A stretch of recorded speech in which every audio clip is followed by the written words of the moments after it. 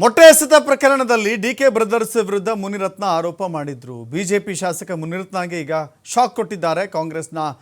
ಕಾಂಗ್ರೆಸ್ ಪಕ್ಷ ಶಾಕ್ ಕೊಡಲಿಕ್ಕೆ ಮುಂದಾಗ್ತಾ ಇದೆ. ಮುನಿರತ್ನ ವಿರುದ್ಧ ಕಾನೂನು ಹೋರಾಟಕ್ಕೆ ಚಿಂತನೆಯನ್ನು ಮಾಡ್ತಾ ಇದೆ ಕಾಂಗ್ರೆಸ್.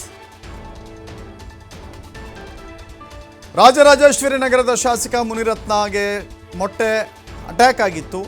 ಮೊಟ್ಟೆ ಅಟ್ಯಾಕ್ ಆದ ನಂತರದಲ್ಲಿ ನೇರವಾಗಿ ಡಿಕೆ ಬ್ರದರ್ಸ್ ವಿರುದ್ಧ, ಕುಸುಮಾ ವಿರುದ್ಧ, ಜೊತೆಗೆ ಹನುಮಂತರಾಯಪ್ಪ ವಿರುದ್ಧ ನೇರವಾದ ಆರೋಪವನ್ನು ಮಾಡಿದ್ರು. ಇದೀಗ ಆ ಹೇಳಿಕೆಯ ವಿರುದ್ಧ ಮುನಿರತ್ನ ವಿರುದ್ಧ ಕಾನೂನು ಹೋರಾಟಕ್ಕೆ ಚಿಂತನೆ ಮಾಡ್ತಾ ಇದ್ದಾರೆ.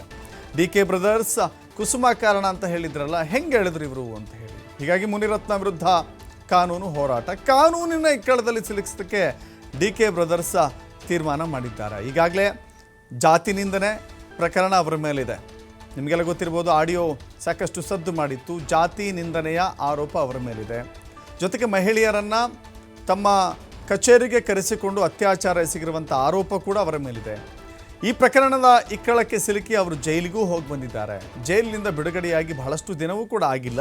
ಇದೀಗ ಮತ್ತೊಮ್ಮೆ ಕಾನೂನಿನ ಇಕ್ಕಳಕ್ಕೆ ಸಿಲುಕಿಸಲಿಕ್ಕೆ ಚಿಂತನೆಯನ್ನು ಸಹೋದರರು ಮಾಡ್ತಾ ಇದ್ದಾರಂತೆ. ಸಹೋದರನ ಜೊತೆ ಚರ್ಚೆಯೂ ಕೂಡ ಡಿಕೆ ಸುರೇಶ್ ಮಾಡಿದ್ದಾರಂತೆ. ಇಲ್ಲಿಗೆ ಈಗಾಗಲೇ ಒಬ್ಬ ಮಹಿಳೆಯ ಪ್ರಕರಣ ಇದೆ, ಅತ್ಯಾಚಾರ ಆರೋಪ ಇದೆ. ಜೊತೆಗೆ ಒಂದು ಜಾತಿಯನ್ನು ಗುರಿಯಾಗಿಸಿಕೊಂಡು ಜಾತಿ ನಿಂದನೆ ಮಾಡಿದಂಥ ಆರೋಪ ಇದೆ. ಕೆಟ್ಟ ಕೊಳಕ ಭಾಷೆಯನ್ನು ಪ್ರಯೋಗಿಸಿದಂಥ ಆರೋಪ ಇದೆ. ಇದೇ ವಿಚಾರದಲ್ಲಿ ಅವರಿಗೆ ಚಾರ್ಜ್ ಶೀಟ್ ಆಗಿದೆ. ಚಾರ್ಜ್ ಶೀಟ್ನಲ್ಲಿ ಅನೇಕ ವಿಚಾರಗಳು ಸತ್ಯ ಅಂತ ಹೇಳಿ FSLಗೆ ಕಳಿಸಿದಂಥ ಆಡಿಯೋ ಕೂಡ ಸತ್ಯ ಅಂತ ಬಂದಿದೆ.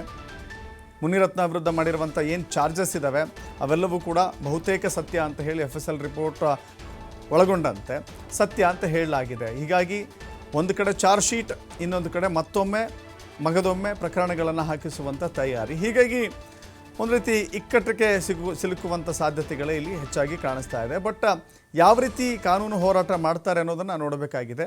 ಡಿಕೆ ಸುರೇಶ್ ಕಾರಣ, ಡಿಕೆ ಶಿವಕುಮಾರ್ ಕಾರಣ, ನನ್ನ ಕೊಲೆ ಯತ್ನ ನಡೆದಿದೆ, ಕೊಲೆಗೆ ಪ್ರಯತ್ನ ನಡೆದಿದೆ ಅಂತ ಹೇಳಿ ರಾಷ್ಟ್ರಪತಿಗಳಿಗೆ, ರಾಜ್ಯಪಾಲರಿಗೆ, ಬೇರೆ ಬೇರೆ ಉನ್ನತ ಮಟ್ಟದ ವ್ಯಕ್ತಿಗಳಿಗೆ ಅವರು ಸಂದೇಶವನ್ನು ಕಳಿಸಿದ್ದಾರೆ.